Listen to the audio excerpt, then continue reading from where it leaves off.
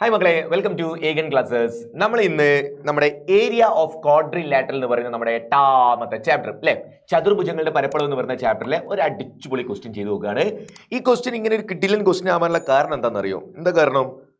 ഇതന്നെയാണ് കാരണം. ഒരു ക്വസ്റ്റ്യൻ സ്റ്റാർട്ട് ചെയ്ത് അതിൻ്റെ ഉള്ളിൽ എ ബി സി ഡി ഇങ്ങനെ പോകുന്ന സബ് ക്വസ്റ്റ്യൻസ്.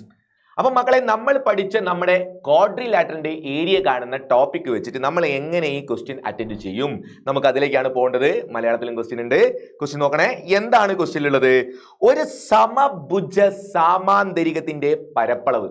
സമഭുജ സാമാന്തരികം ഇംഗ്ലീഷിൽ എന്താ പറയാ? സമഭുജ സാമാന്തരികം, റോംബസ്. അറിയില്ലേ? നിങ്ങൾക്ക് അറിയുന്നല്ലേ? റോംബസ് എന്ന് പറയുന്ന നമ്മുടെ സമഭുജ സാമാന്തരികത്തിന്റെ ഏരിയ ക്വസ്റ്റ്യനിൽ തന്നിരിക്കുന്നു 216 216. അതിന്റെ യൂണിറ്റ് കൂടെ നോക്കണേ.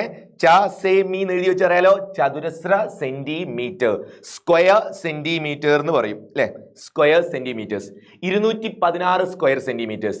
എന്നിട്ട് ഒരു ക്ലൂ കൂടെ ക്വസ്റ്റ്യനിൽ പറയുന്നുണ്ട്. എടാ, നിങ്ങൾ നല്ലോണം ക്വസ്റ്റ്യൻ വായിച്ചു നോക്കണേ. ഒരു ക്ലൂ കൂടെ പറയുന്നുണ്ട്. എന്താ പറയുന്നത്? The length of one of its diagonal is 24. രണ്ട് ഡയഗണൽ ഉണ്ടാവൂലേ റോംബസിന്? അതിൽ ഒരു ഡയഗണൽ 24 ആണ്. ഒരു വികരണത്തിന്റെ നീളം 24 സെന്റിമീറ്റർ ആണ്. Compute the following measures. താഴെ കൊടുത്തൊക്കെ നമുക്ക് കണ്ടുപിടിക്കണം. ഈ മെഷർമെന്റ് ഒക്കെ നമുക്ക് കണ്ടുപിടിക്കണം. താഴെ എയും ബിയും സിയും ഡി ഒക്കെ നമുക്ക് കണ്ടുപിടിക്കണം. തന്നത് രണ്ട് ഡാറ്റാസ്. ഈ ഡാറ്റ വെച്ച് നമ്മൾ എങ്ങനെ ഇതെല്ലാം കണ്ടുപിടിക്കും നമുക്ക് നോക്കാം. ആദ്യവും നമുക്ക് ആ ചിത്രം ഒന്ന് വരച്ചു നോക്കാം. ഒരു റോംബസ് എന്നല്ലേ പറഞ്ഞത്? റോംബസ് എന്ന് പറഞ്ഞാൽ നിങ്ങൾക്ക് അറിയാലോ എന്താ റോംബസിന്റെ പ്രത്യേകത? 4 സൈഡിനും ഒരേ വലുപ്പം ഉണ്ടാവുന്ന പാരലലോഗ്രാം അല്ലേ? 4 സൈഡും ഒരേ ലെങ്ത് ആയിരിക്കും. ഒരു എന്താ പറയാ, ഒരു സമചതുരം ഇങ്ങനെ ചരിച്ചു വെച്ചതുപോലെ ഉണ്ടാവും അല്ലേ? നിങ്ങൾക്ക് അറിയുന്നല്ലടാ, നമുക്ക് ഓൾറെഡി നമ്മൾ അത് എങ്ങനെയാ വരയ്ക്കേണ്ടതും കാര്യങ്ങളൊക്കെ പഠിച്ചതാണ്. അപ്പൊ ഓക്കെ, അപ്പൊ ഇതാണ് നമ്മുടെ ഷേപ്പ്. ഈ ഷേപ്പിനെ നമ്മൾ റോംബസ് എന്ന് വിളിക്കുന്നു. 4 സൈഡിനും ഒരേ വലുപ്പം. ഈ 4 സൈഡിനും ഒരേ വലുപ്പമായിരിക്കും റോംബസ് ആയതുകൊണ്ട്. ഇനി ഇതിന്റെ ഉള്ളിൽ നമുക്ക് 2 ഡയഗണൽസ് വരയ്ക്കാൻ പറ്റും. 2 ഡയഗണൽസ് ഇല്ലടാ, വികരണങ്ങൾ 2 വരച്ചൂടെ? ഒന്നിതാ ഇങ്ങനെ, രണ്ടാമത്തത് ഇവിടുന്ന് ഇങ്ങനെ ഇങ്ങോട്ട്. ഇങ്ങനെ ഡയഗണൽസ് വരയ്ക്കുമ്പോൾ നമ്മൾ പഠിച്ചൊരു തിയറി ഉണ്ട്. എന്താ നമ്മൾ പഠിച്ച തിയറി? പാരലലോഗ്രാം. പാരലലോഗ്രാം അല്ലത് റോംബസ് അല്ലേ? നമ്മൾ റോംബസിന്റെ പറയാം. റോംബസിൽ ഡയഗണൽസ് എങ്ങനെയാണ് ബൈസെക്ട് ചെയ്യുക? Perpendicularly bisects each other. എന്തിന്റെ വികരണങ്ങൾ? സമഭുജ സാമാന്തരികത്തിന്റെ വികരണങ്ങൾ പരസ്പരം ലംബമായി സമഭാഗം ചെയ്യുന്നു. അപ്പൊ ഇവിടെ 90 ഡിഗ്രി ഒക്കെ ഉണ്ടാവും. അങ്ങോട്ടേക്കും ഇങ്ങോട്ടേക്കും ആ വികരണങ്ങൾക്ക് ഒരേ വലുപ്പമായിരിക്കും. ഈ കാര്യങ്ങളൊക്കെ നമുക്കറിയാം. അപ്പൊ ഇത്രയും ഡാറ്റ നമ്മുടെ കയ്യിലുണ്ട്. ഒക്കെ ഒന്ന് മനസ്സിൽ വെച്ചോ. എന്നിട്ട് ക്വസ്റ്റ്യൻ ഒന്നുകൂടെ നോക്കുക. നിങ്ങളോട് കാണാൻ പറഞ്ഞ ക്വസ്റ്റ്യൻ, രണ്ടാമത്തെ വികരണത്തിന്റെ നീളം എത്രയാണ്? എടാ, സെക്കൻഡ് ഡയഗണൽ, ഒരു ഡയഗണൽ 24 ആണെങ്കിൽ രണ്ടാമത്തെ ഡയഗണൽ എത്രയാണ്? നിങ്ങൾക്ക് അറിയില്ല മക്കളെ ഇക്വേഷൻ? ഏരിയ കണ്ടുപിടിക്കാനുള്ള ഇക്വേഷൻ. അതിനെ ഏരിയ കണ്ടുപിടിക്കേണ്ട ഏരിയ ക്വസ്റ്റ്യൻ പേപ്പറിൽ തന്നിട്ടില്ല സാറേ. നിങ്ങൾ ഇതിനെ പിന്നെയും കാണാൻ പോകുന്നത്. കാണണ്ട, നിങ്ങൾക്ക് ആ ഇക്വേഷൻ അറിയൂലേ? ഹാഫ് d1 d2 എന്ന് പറയുന്ന ഒരു ഇക്വേഷൻ നമ്മുടെ കയ്യിലില്ലടാ ഏരിയ കണ്ടുപിടിക്കാൻ. ആ ആൻസർ 216 ആണ് ക്വസ്റ്റ്യനിൽ പറഞ്ഞിട്ടുണ്ട്. ഐഡിയ മനസ്സിലാക്കണേ. ഹാഫ് d1 d2 ചെയ്താൽ കിട്ടുന്ന ആൻസർ 216 ആണ്. അതിൽ ഹാഫ് d1 എന്ന് പറഞ്ഞാൽ ഒരു വികരണം, അത് 24 ക്വസ്റ്റ്യനിൽ തന്നിട്ടുണ്ട്. രണ്ടാമത്തെ ഡയഗണൽ എത്രയെന്നല്ലേ നിങ്ങളോട് ചോദിക്കുന്നത്? ആ d2 കണ്ടുപിടിച്ചാൽ നമ്മുടെ ക്വസ്റ്റ്യൻ കഴിഞ്ഞില്ലേ? അപ്പൊ ക്വസ്റ്റ്യൻ നമ്മൾ ചെയ്യാൻ പോവാണേ. ഇത്രയും നിങ്ങൾക്ക് 216 എന്ന് എഴുതി വെക്കാം. മക്കളെ, ഈ 2ഉം 24ഉം കൂടെ കട്ട് ചെയ്താൽ 12 എന്ന് വരൂലേ? അപ്പൊ എന്ത് മനസ്സിലായി? 12 d2 ചെയ്താൽ നമുക്ക് 12 into d2 ചെയ്താൽ 216 എന്ന് വരും. അപ്പൊ d2 കണ്ടുപിടിക്കാം. വികരണം 2 കണ്ടുപിടിക്കാൻ സിമ്പിൾ ആണ്. ആ 12 എടുത്ത് അപ്പുറത്തേക്ക് കിട്ടും. ഇവിടെ കിടക്കുന്ന 12 എടുത്ത് അപ്പുറത്തേക്ക് എടുത്തിട്ടാൽ 216. ബാക്കി എന്താ വരിക? ഡിവൈഡഡ് ബൈ അല്ലെ? ഇവിടെ ഇൻറ്റു 12 അങ്ങോട്ടേക്ക് പോയാൽ ഡിവൈഡഡ് ബൈ 12. 216 by 12 സോൾവ് ചെയ്ത് നോക്കണോ? എത്ര വരിക? 216 by 12. നിങ്ങൾക്ക് നേരെ പകുതി ആക്കിക്കോ. നേരെ പകുതി ആക്കിയാൽ ഇത് 108, താഴെ ഉള്ളത് 6. ഒന്നുകൂടെ പകുതി ആക്കിയാൽ ഇത് 54, താഴെ ഉള്ളത് 3. 54 by 3 നിങ്ങൾ ഡിവൈഡ് ചെയ്ത് നോക്കടാ, 18 എന്ന് കിട്ടും. അപ്പൊ നമ്മുടെ ആൻസർ എത്രയാ? രണ്ടാമത്തെ വികരണത്തിന്റെ നീളം 18 സെന്റിമീറ്റർ എന്നുണ്ടാവും. അപ്പൊ ഒരു ക്വസ്റ്റ്യൻ തീർന്നിട്ടേ. ക്വസ്റ്റ്യൻ കഴിഞ്ഞു. 2 വികരണങ്ങളിൽ ഒന്ന് 24 ആണ്, രണ്ടാമത്തത് 18 ആണ്. ഇനി നമുക്ക് ബി ക്വസ്റ്റ്യൻ എന്താ നോക്കാം. അപ്പൊ ഇപ്പൊ നമ്മൾ സോൾവ് ആയത് ക്വസ്റ്റ്യൻ കഴിഞ്ഞിരിക്കുന്നു. Answer 18 centimetres. ബി ക്വസ്റ്റ്യൻ, ഒരു വശത്തിന്റെ നീളം എത്രയാ? ഒരു വശത്തിന്റെ നീളം. അപ്പൊ എങ്ങനെ കണ്ടുപിടിക്കുക ഒരു വശത്തിന്റെ നീളം? നോക്ക്, ഇവിടെ നോക്കിക്കോ. ഇപ്പൊ ശരിയാക്കാം. ഈ ക്വസ്റ്റ്യൻ ഇമ്പോർട്ടന്റ് ആണ്. ഒരു സൈഡിന്റെ ലെങ്ത് കണ്ടുപിടിക്കാൻ എന്താ ചെയ്യേണ്ടത്?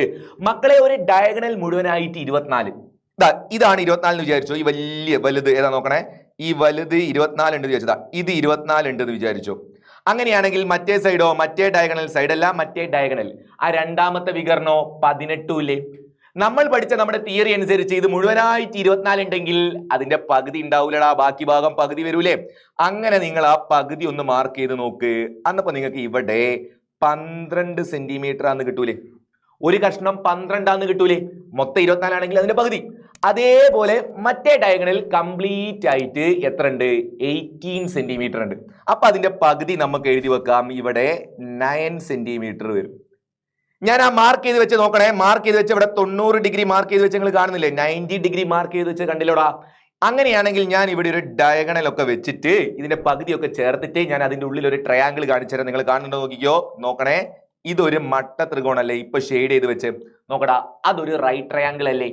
ആ റൈറ്റ് ട്രയാങ്കിളിന്റെ രണ്ട് സൈഡ് അല്ലേ നമ്മുടെ കയ്യിലുള്ളത്? അതിന്റെ മൂന്നാമത്തെ സൈഡ് അല്ലെങ്കിൽ ഹൈപ്പോടെന്യൂസ് അല്ലെങ്കിൽ കർണം എന്ന് പറയുന്ന ഭാഗം, അതല്ലേ നമ്മുടെ റോംബസിന്റെ ഒരു സൈഡ്? നോക്കുക, ഇത് ഈ സൈഡ് ഇപ്പൊ നിങ്ങൾ കാണുന്ന ഈ ഷെയ്ഡ് ആയി കിടക്കുന്ന ഈ റെഡ് കളറിൽ കാണുന്ന ആ സൈഡിലിടാം, അത് ആ ട്രയാങ്കിളിന്റെ ഹൈപ്പോടെന്യൂസ് ആണ്, ആ മട്ടത്രികോണത്തിന് കർണമാണ്. പോരാത്തതിന് അത് നമ്മുടെ റോംബസിന്റെ ഒരു സൈഡുമാണ്. അപ്പൊ നിങ്ങൾ പൈതഗോറസ് തിയറം അനുസരിച്ച് ആ സൈഡ് അങ്ങോട്ട് കണ്ടുപിടിച്ചാൽ, ഇതങ്ങോട്ട് കണ്ടുപിടിച്ചാൽ നമ്മുടെ സൈഡ് കിട്ടും. ഇതാണ് നമ്മുടെ പരിപാടി ഇനി ചെയ്യാൻ പോകുന്നത്. നോക്കിക്കോണേ.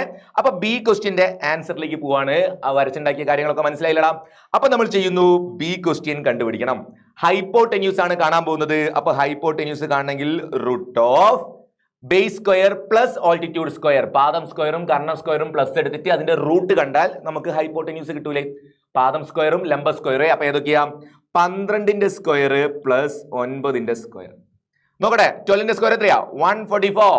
9ന്റെ സ്ക്വയർ 81. എല്ലാം കൂടെ പ്ലസ് ചെയ്താ 225. Root 225 225ന്റെ root 15 centimetre. 15 × 15 അല്ലേ 225. അപ്പൊ നമുക്ക് 15 സെന്റിമീറ്ററിന് കിട്ടും ഒരു സൈഡ്. മക്കളെ, ഈ ഭാഗം കിട്ടിയിരിക്കുന്നു. ഒരു സൈഡ് 15. അങ്ങനെ ഒരു സൈഡ് 15 ആണെങ്കിൽ എല്ലാ സൈഡും 15 അല്ലേ? അതുകൊണ്ടല്ലേ അതിനെ റോംബസ് എന്നല്ലേ വിളിക്കുന്നത്? സമഭുജ സമാന്തരികല്ലേ? അപ്പൊ എല്ലാ സൈഡുകൾക്കും ഒരേ വലിപ്പം വേണ്ട. അപ്പൊ ഒന്ന് 15 ആണെങ്കിൽ എല്ലാം 15. ഒന്ന് വെറുതെ കയ്യിൽ വെച്ചോ, ഒന്ന് ഓർത്ത് വെച്ചോ, ആവശ്യം വന്നാലോ. അപ്പൊ എല്ലാം 15 ആണ്. അപ്പൊ എയും കഴിഞ്ഞു, ബിയും കഴിഞ്ഞു. എ ക്വസ്റ്റ്യനിൽ 18 എന്ന് കിട്ടി. ബി ക്വസ്റ്റ്യൻ സോൾവ് ചെയ്ത സമയത്ത് എത്രയാ കിട്ടിയത്? ബി 25 അല്ല 15 അല്ല കിട്ടിയേ. ബിയുടെ ആൻസർ 15 സെന്റിമീറ്ററിന് കിട്ടി. നെക്സ്റ്റ് സി ക്വസ്റ്റ്യൻ, ചുറ്റളവ് എത്രയാ? പെരിമീറ്റർ എത്രയാന്ന്? പെരിമീറ്റർ. എടാ ചുറ്റളവടാ, പുറമേ കൂടെയുള്ള 4 സൈഡും കൂടെ കൂട്ടിയാൽ ചുറ്റളവായില്ലേ? ചുറ്റിലുള്ള അളവ്. പെരിമീറ്റർ എത്രയാന്ന്? ഒരു സൈഡ് 15, അങ്ങനത്തെ 4 15 ഇല്ലേ? 15 15 15 15. 4 സൈഡും 15 ആണ്. അപ്പൊ 15 × 4 ചെയ്താൽ നമുക്ക് പെരിമീറ്റർ കിട്ടും. സി ക്വസ്റ്റിന്റെ ആൻസർ, നമ്മുടെ ചുറ്റളവ് അല്ലെങ്കിൽ പെരിമീറ്റർ എന്ന് പറയുന്ന ചങ്ങാതിയുടെ ആൻസർ എത്രയാ? 4 × 15 ചെയ്താൽ എടാ കിട്ടിയില്ലേ? എത്രയാ? 60. യൂണിറ്റ് എന്താ? സെന്റിമീറ്റർ. 60 സെന്റിമീറ്റർ, 60 സെന്റിമീറ്റർ ആയിരിക്കും ചുറ്റളവ്. അപ്പൊ അതും അവിടെ ഫിനിഷ് ആയേ. ഇത്രയും നമ്മൾ കഴിഞ്ഞു. ഇനിയും ഉണ്ടടാ ഒരു ക്വസ്റ്റ്യൻ. നോക്കണേ, ഒരൊറ്റ ക്വസ്റ്റ്യൻ്റെ ഉള്ളിൽ നിന്നാണ് ഇങ്ങനെ സബ്ബായി പോകുന്നത്. സംഭവം സിമ്പിൾ ആണ്, പക്ഷെ കാര്യങ്ങളൊക്കെ ഒന്ന് മനസ്സിലാക്കി ചെയ്ത് പഠിക്കണം. വന്നാൽ വലിയ മാർക്കിന്റെ ക്വസ്റ്റ്യൻ ആയിരിക്കും. അപ്പൊ നോക്കിക്കോണേ. നെക്സ്റ്റ്, സമാന്തര വശങ്ങൾ തമ്മിലുള്ള അകലം, പാരലൽ സൈഡുകൾ തമ്മിലുള്ള ഡിസ്റ്റൻസ് ബിറ്റ്വീൻ പാരലൽ സൈഡ്സ്. ഇനി കണ്ടുപിടിക്കേണ്ടത് അതാണ്, ഡിസ്റ്റൻസ് ബിറ്റ്വീൻ പാരലൽ സൈഡ്സ്. നോക്കിക്കോണേ, നമുക്ക് ആ പിക്ചർ ഒന്നുകൂടെ വരയ്ക്കാം. ഇതാണ് നമ്മുടെ റോംബസ് എന്ന് വിചാരിക്കാം. ഈ റോംബസിന്റെ ഉള്ളിൽ നോക്കണേ, ഈ റോംബസിന്റെ ഉള്ളിൽ നമുക്ക് അറിയുന്ന കാര്യങ്ങളൊക്കെ ഒന്ന് മാർക്ക് ചെയ്ത് വെക്കാം. റോംബസിന്റെ ഉള്ളിൽ നമുക്ക് എന്തൊക്കെയാ മാർക്ക് ചെയ്യാൻ പറ്റുക? റോംബസിന്റെ ഉള്ളിൽ നമുക്ക് ഓൾറെഡി അറിയാം, ഒരു സൈഡ് 15 ആണ്, രണ്ടാമത്തെ സൈഡ് 15 ആണ്, എല്ലാ സൈഡും 15 ആണ്. ഓക്കെ, എല്ലാ സൈഡും 15 മാർക്ക് ചെയ്ത് വെച്ചു. എന്നിട്ട് അവർ കണ്ടുപിടിക്കാൻ പറഞ്ഞത് 2 പാരലൽ സൈഡുകൾ തമ്മിലുള്ള ഡിസ്റ്റൻസ്. മക്കളെ, ഇതാണ് അവർക്ക് വേണ്ടത്. മുകളിലത്തെ സൈഡും താഴത്തെ സൈഡും തമ്മിലുള്ള ഡിസ്റ്റൻസ് 90 ഡിഗ്രിയിൽ എടുത്താൽ ഇത് ഒരു എച്ച് എന്ന് മാർക്ക് ചെയ്യാം. ഈ എച്ച് എന്ന് പറയുന്ന ഈ 2 പാരലൽ സൈഡുകൾ തമ്മിലുള്ള ഡിസ്റ്റൻസ് കൂടെ കണ്ടുപിടിച്ചാൽ നമ്മുടെ പ്രോബ്ലം ഫിനിഷ് ആയി. അങ്ങനെ കണ്ടുപിടിക്കാൻ ഇനിയിപ്പോ നമ്മൾ എന്താ ചെയ്യുക? നിങ്ങൾ ഹാഫ് d1 d2 വെച്ചിട്ടല്ലേ നേരത്തെ ഏരിയ കണ്ടത്? എടാ, ഇത് റോംബസ് ആണെങ്കിലും റോംബസ് എന്ന് പറയുന്നതും ഒരു സാമാന്തരികമല്ലേ, ഒരു പാരലലോഗ്രാം അല്ലേ? അല്ലേ, ഒരു പാരലലോഗ്രാം അല്ലേ? 2 opposite sides equal and parallel, opposite angles are equal. എടാ, ഇതും പാരലലോഗ്രാം അല്ലേ? നിങ്ങൾ കഴിഞ്ഞ ടോപ്പിക്കിൽ പാരലലോഗ്രാമിന്റെ ഏരിയ കാണാൻ വേറെ ഒരു ഇക്വേഷൻ പഠിക്കുന്നില്ലടാ. ഈ ഹാഫ് d1 d2 അല്ലാതെ സാമാന്തരികത്തിന്റെ പരപ്പളവ് കാണാൻ BH എന്ന് പറയുന്ന ഒരു ഇക്വേഷൻ നമ്മുടെ കയ്യിലില്ലേ? ബേസും 2 പാരലൽ സൈഡുകൾ തമ്മിലുള്ള ഡിസ്റ്റൻസും കൂടെ മൾട്ടിപ്പിൾ ചെയ്താൽ നമുക്ക് ഏരിയ കിട്ടും. അപ്പൊ നിങ്ങൾക്ക് BH = 216 എന്ന് എഴുതാം. നേരത്തെ നിങ്ങൾ ഹാഫ് d1 d2 ഈക്വൽ 216 എഴുതിയില്ലേ, 216 എഴുതിയില്ലേ, അതേപോലെ തന്നെ നിങ്ങൾക്ക് വേണമെങ്കിൽ ബി എച്ച് ഈക്വൽ 216 എഴുതാം. രണ്ട് ചെയ്താലും 216 തന്നെയാണ്, കാരണം ഒരേ സാധനമാണ്, ഏരിയ സെയിം ആണ്. അപ്പൊ ബി എച്ചിൽ ബി എന്ന് പറഞ്ഞാൽ താഴത്തെ സൈഡ് ബേസ് അത് 15 ഒരു സൈഡ് 15 ഇൻറ്റു എച്ച് എന്ന് പറഞ്ഞാൽ നമുക്ക് കണ്ടുപിടിക്കേണ്ട സാധനം രണ്ട് സൈഡുകൾ, രണ്ട് പാരലൽ സൈഡുകൾ തമ്മിലുള്ള ഡിസ്റ്റൻസ്, ആ എച്ച് ആണ് നമുക്ക് വേണ്ടത്, ഈക്വൽ 216. അപ്പൊ ഈ എച്ച് കണ്ടുപിടിക്കാൻ ഈ 15 എടുത്ത് അപ്പുറത്തേക്ക് ഇടുക. അതപ്പോ നമ്മുടെ ആൻസർ 216/15, 216 ഡിവൈഡഡ് ബൈ 15 ചെയ്താൽ നമ്മുടെ ആൻസർ കിട്ടും. മക്കളെ ഇതൊന്ന് ഡിവൈഡ് ചെയ്ത് നോക്കുക, ഒന്ന് ചെറുതാക്കി നോക്കുക. 216/15 ഞാൻ തൽക്കാലം 3 കൊണ്ട് കട്ട് ചെയ്യട്ടെ. കട്ട് ചെയ്യുന്ന പരിപാടി അറിയില്ലേ, 3 കൊണ്ട് കട്ട് ചെയ്യുന്നുണ്ട്. നോക്കണേ, 3 കൊണ്ട് നമുക്കൊന്ന് കട്ട് ചെയ്ത് നോക്കാം. 3 കൊണ്ട് കട്ട് ചെയ്യാൻ പറ്റുമോ എന്ന് എങ്ങനെയാ നോക്കുക, ഒന്ന് വെറുതെ കൂട്ടി നോക്കിയാൽ മതിയെ. 2ഉം 1ഉം 3, 3ഉം 6ഉം 9. 216ന്റെ ഡിജിറ്റ് ഒന്ന് ആഡ് ചെയ്ത് നോക്കുക. 2ഉം 1ഉം കൂടെ 3, ആ 3ഉം ആ 6ഉം കൂടെ 9. 9 എന്ന് പറയുന്നത് 3യുടെ മൾട്ടിപ്പിൾ അല്ലേ, അപ്പൊ നിങ്ങൾക്ക് 216നെ 3 കൊണ്ട് ഡിവൈഡ് ചെയ്യാൻ പറ്റും. നമ്മൾ ഇതൊക്കെ പഠിച്ചതല്ലടാ. അപ്പൊ 216 നിങ്ങൾ 3 കൊണ്ട് ഡിവൈഡ് ചെയ്താൽ നിങ്ങൾക്ക് ആൻസർ 2ല് കിട്ടൂല. 21ല് 7 3s 21, 6ല് 2 3s 6, അപ്പൊ 72 എന്ന് വരും. താഴെയുള്ള 15നെ 3 കൊണ്ട് ഡിവൈഡ് ചെയ്താൽ 5 ടൈംസ് വരും. 72/5 ചെയ്താൽ നമ്മുടെ ആൻസർ ആയി. 72/5 72/5 ഒന്ന് ഡിവൈഡ് ചെയ്ത് നോക്കാം, പോയിന്റ് വരുമോ, ചെയ്ത് നോക്കാം അല്ലെ. 72/5 ആണ്. 7ൽ 5 നോക്കിയാൽ 1 ടൈം വരുമല്ലോ, 1 × 5 5, മൈനസ് ചെയ്താൽ 2, അപ്പൊ അത് 22 ആവും. 22ല് എത്ര 5 ഉണ്ട്, 4 ടൈംസ്, 4 5 20 അല്ലേ, അപ്പൊ അത് മൈനസ് ചെയ്താൽ 2 വരും. ഇവിടെ ഇനി ഇറക്കിയിടാൻ ഒന്നും ഇല്ലെങ്കിൽ നമ്മൾ 0 ഇട്ടിട്ട് അവിടെ പോയിന്റ് കൊടുക്കൂലേ. 20ൽ എത്ര 5 ഉണ്ടാ, 4 5 20 കറക്റ്റ് കിട്ടി. 4 5 20 ആണ്, പരിപാടി കഴിഞ്ഞു. ആൻസർ 14.4 സെന്റിമീറ്റർ എന്ന് കിട്ടും. 14.4 സെന്റിമീറ്റർ ഇതായിരിക്കും രണ്ട് സമാന്തര വശങ്ങൾ തമ്മിലുള്ള അകലം. മക്കളെ ക്വസ്റ്റ്യൻ കണ്ടോടാം. ഇങ്ങനെ ക്വസ്റ്റ്യൻ വന്നാൽ നിങ്ങൾ എങ്ങനെ ചെയ്യണം, നിങ്ങൾ ഓരോ സ്റ്റെപ്പിൽ നിങ്ങൾക്ക് ആവശ്യം വന്ന കാര്യങ്ങൾ ഓർത്തു വെക്കുക.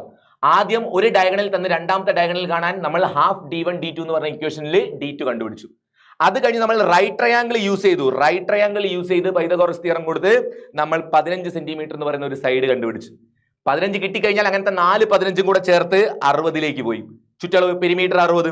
അത് കഴിഞ്ഞാൽ രണ്ട് പാരലൽ സൈഡുകൾ തമ്മിലുള്ള ഡിസ്റ്റൻസ് കണ്ടുപിടിക്കാൻ ബി എച്ച് എന്ന് പറയുന്ന ഏരിയയുടെ ഇക്വേഷൻ യൂസ് ചെയ്തു. ഹാഫ് d1 d2 മാത്രമല്ല ബി എച്ചും പാരലോഗ്രാമിൽ ഏരിയ കാണാൻ യൂസ് ചെയ്യാം. അപ്പൊ പാരലോഗ്രാം ഇവിടെ ഏതാ, പാരലോഗ്രാമിലല്ല ഏതാ, കറക്റ്റ് പറഞ്ഞ റോംബസ്. റോംബസിന്റെ ഏരിയ കാണാൻ നമുക്ക് രണ്ട് ഇക്വേഷൻ യൂസ് ചെയ്യാം. ഹാഫ് d1 d2 യൂസ് ചെയ്യാം, അതിന് പുറമെ ഏതും യൂസ് ചെയ്യാം, ബി എച്ചും. പാരലോഗ്രാം വെറും ഒരു പാരലോഗ്രാം, സാധാ ഒരു പാരലോഗ്രാം ആണെങ്കിൽ ബി എച്ചിൽ തന്നെ ചെയ്യണേ. അവിടെ ഹാഫ് d1 d2 കൊടുക്കരുത്. ഹാഫ് d1 d2 എപ്പോഴാണ് കൊടുക്കുക, അത് റോംബസ് ആവുന്ന സമയത്ത്. സമഭുജ സാമാന്തരികമാവുമ്പോൾ ഹാഫ് d1 d2 യൂസ് ചെയ്യാം. വെറും ഒരു സാമാന്തരികമാണെങ്കിൽ ബി എച്ച്. ഓക്കെ അല്ലേ, റെഡി അല്ലേ? അപ്പോൾ ഈ ക്വസ്റ്റൻ ചെയ്ത് പഠിക്കട്ടോ. അപ്പോൾ ബാക്കി ഈ ക്ലാസ്സിന്റെ നമുക്ക് ബാക്കി ഇനി ഏതൊക്കെ പഠിക്കാനുള്ള ട്രപ്പീസിയും കാര്യങ്ങളൊക്കെ പഠിക്കണ്ടേ. അപ്പോൾ ഇന്നത്തെ ലൈവില് സാർ വരും. അപ്പോൾ ട്രപ്പീസിയും ഐസോസിൽസ് ട്രപ്പീസിയും ഒക്കെ നമുക്ക് അടിപൊളിയായിട്ട് പഠിക്കാം. Okay, by.